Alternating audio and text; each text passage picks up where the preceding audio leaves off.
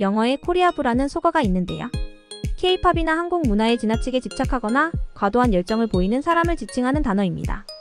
한국과 한국 문화에 대해 실제보다 훨씬 과대평가하고 현실과 동떨어진 로맨틱한 이상화를 하기도 하고, 심지어 한국인이 되고 싶다거나 전생에 한국인이라는 주장을 하는 등 정도가 지나쳐서 현실에서 불편한 상황을 만드는 사람들에 대해 부정적인 의미로 쓰이는 단어입니다.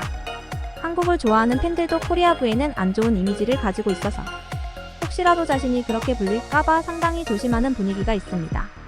K-팝 팬들이 어릴 때 마치 코리아부처럼 행동했던 창피한 경험을 이야기하는 게시물이 있는데, 내용이 재미있어서 한번 가져와 봤습니다. 당신이 K-팝에 빠진 후로 한국 문화를 과하게 추종해서 코리아부처럼 행동하고 민망해서 이불킥하게 만들었던 일이 무엇이었나요? 제 개인적으로는 2017년 중반에 K-팝에 푹 빠지게 되었고, 그때 제 나이는 겨우 13세였는데 미숙한 나이대였습니다. 한국 문화와 음악에 대한 흥미가 저를 지나친 한국바로 만들었고, 지금 생각하면 너무 민망해서 이불킥할 만한 행동들을 했었습니다. 오늘은 그 민망한 일들을 여러분과 공유하고 함께 웃으려고 합니다. 13세였을 때 내가 한 일 중 몇 가지는 다음과 같습니다. 한국어 단어를 몇 개 배우고 다른 사람들과 대화해서 그것들을 사용하려고 노력했었습니다. 전화 받으면서 헬로우 대신 한국어로 여보세요 라고 하는 코리아부 밈과 비슷한데, 다행히 그 정도까지 가진 않았습니다.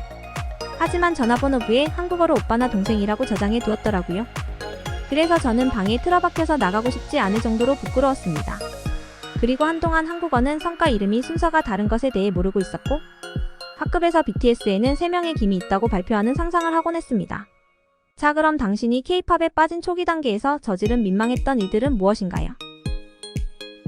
제 나이는 25세이고 12세 때 K-팝에 관심을 갖게 되었습니다. 노래를 듣고 한국어 발음을 익히는 데 많은 시간을 할애하고 있었습니다. 그리고 사람들에게 한국어를 할 줄 안다고 말하고 그들이 무엇인가를 말해보라고 하면 그냥 노래 가사를 말했어요. 또한 한글을 사용하여 한국과 일본을 구별하지도 못하는 주변 남자들에게 편지를 썼습니다. 그리고 한국 남자들을 패티시화했어요. 대학교 1학년 때 한국 남자를 만나서 그들이 나를 막 다루도록 내버려 두곤 했어요. 왜냐하면 그들은 오빠들이니까요. 많은 이야기가 있지만 더 이상 말하면 품격을 잃을까 두렵습니다. 한국어 할 줄 안다고 말하고 그들이 무엇인가를 말하라고 하면 그냥 노래 가사를 말했다고요? 미안한데 너무 웃겨요. 손가락 하트를 많이 하기 시작했고 사랑해라고 말하기 시작했으며, 사진을 찍을 때 한국식 사진 포즈를 하기 시작했습니다. 재미있는 사실은 이제는 가족이나 가까운 친구 중 한 명에게 사랑해라고 말하면 그들은 자동으로 나에게 손가락 하트를 해주고 있는데, 나도 모르게 그들을 동화시켰나 봅니다. 저도 친구에게 손가락 하트부터 머리 위로 손을 들어 올리는 하트까지 다양한 K-팝 하트 모양을 보여주었는데, 이제 그녀의 직장에서도 모두가 그런 하트를 만든다고 하네요. 저는 하와이에서 휴가 중에 한국 가족이 수영장에 왔는데 한국어를 연습할 기회가 생긴 것에 너무 흥분해서 사랑해라고 불쑥 외쳤다가 창피해서 그만 풀에서 도망쳤어요. 그 일을 생각하면 지금도 부끄러운 기억이군요. 웃겨서 죽겠어요. 낯선 사람에게 안녕 대신 사랑해라고 곧바로 말한 것은 정말 이상해 보였을 것 같네요.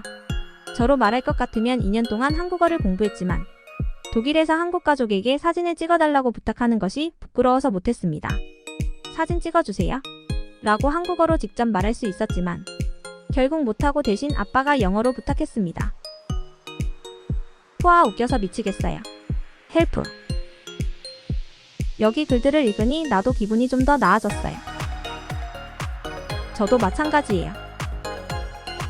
저도요. 저는 이렇게 부끄러운 행동을 한 적이 없어서 다행입니다.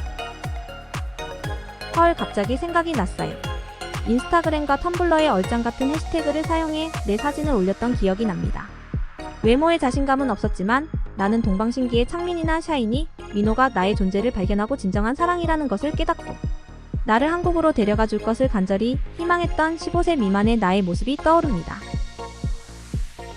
갑자기 한국어 단어를 사용하곤 했는데 이것도 정말 강력하게 창피합니다. 아무나 한테 땡큐 대신 감사합니다 라고 해놓고 그건 땡큐의 한국어 표현이야 라고 말하곤 했는데, 지금 생각하면 땅굴을 파고 들어가서 숨어서 나오고 싶지 않게 만듭니다. 그리고 나는 현실감을 상실한 채 너무 많은 상상을 했었습니다. 12세 때 사무엘이 데뷔한 것에 광적으로 열광했는데요. 그때 그는 16세였기 때문에 내 나이와 비슷한 아이돌이 최초로 데뷔한 것이었죠.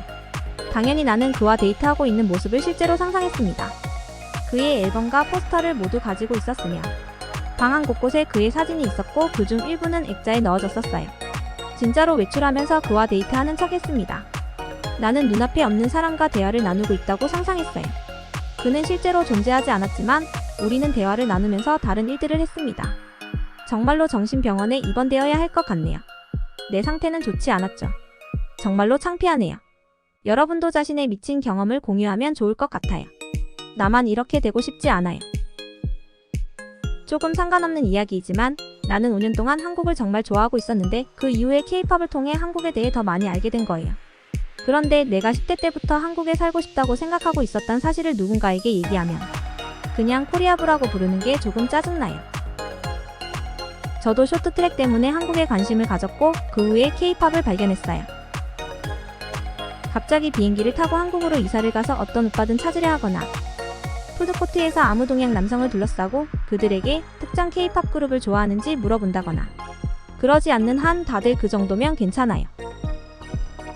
나는 한국인이라서 특별한 것은 없을 것 같아요. 팬미팅에서 아이돌에게 결혼해달라고 요청하면 당신도 우리 클럽에 가입할 수 있어요.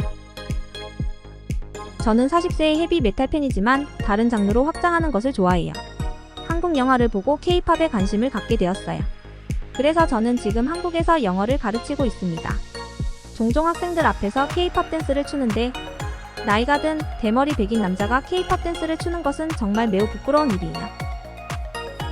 멋지십니다. 나도 한국어를 처음 배울 때 비슷한 일을 한 적이 있어요. 그 당시 진짜로 한국어 학습에 열중하고 있었죠. 인스타그램에서 요가를 하는 여자를 팔로우했었어요.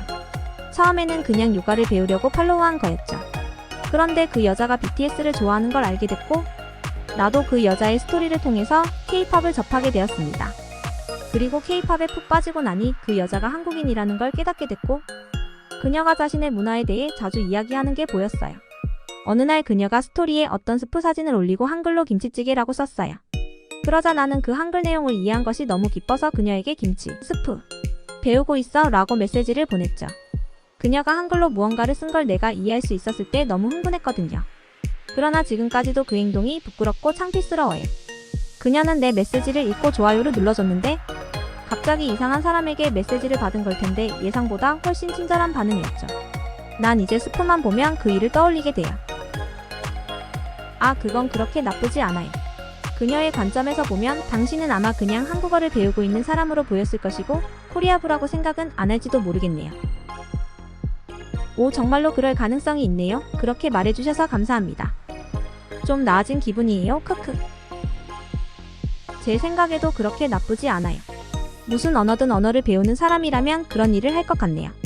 언어 공부에서 진척된 것에 대해 흥분하면 안 된다는 건가요? 때로는 코리아부라는 것이 지나치게 의식되곤 하네요. 정말로 누가 신경 쓸까요? 때로는 코리아부 같은 용어가 맥락을 벗어나 부정적으로 사용될 때가 있어요. 한국을 좋아하고 한국어를 배우고 한국에서 일을 하는 등은 본인의 관심과 즐거움을 위한 것이고 이것은 축하받아야 할 일이에요.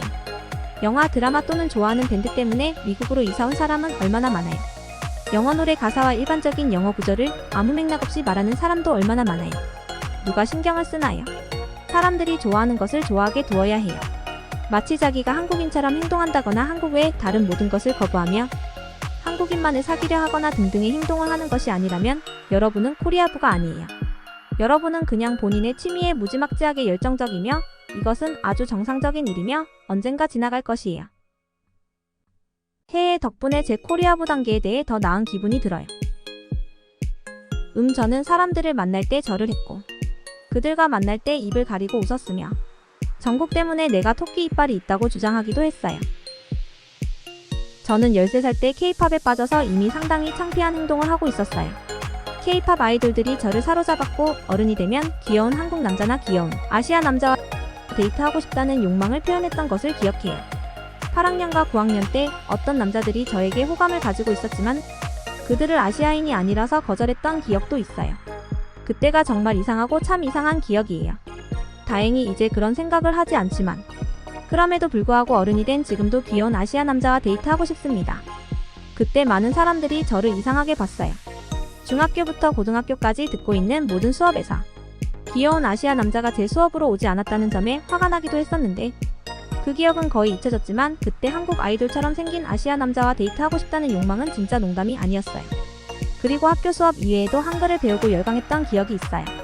심지어 아미노라는 앱을 사용할 때 한글 키보드를 사용했지만 한글을 제대로 사용하지 못했는데 많은 사람들이 저를 이상하게 생각했죠. 이상 한국을 너무 좋아하는 외국인들 경험담을 살펴봤습니다. 대부분 어른이 되어서도 한국을 많이 좋아하고 있네요. 문화의 힘이 얼마나 강력한지 느껴집니다.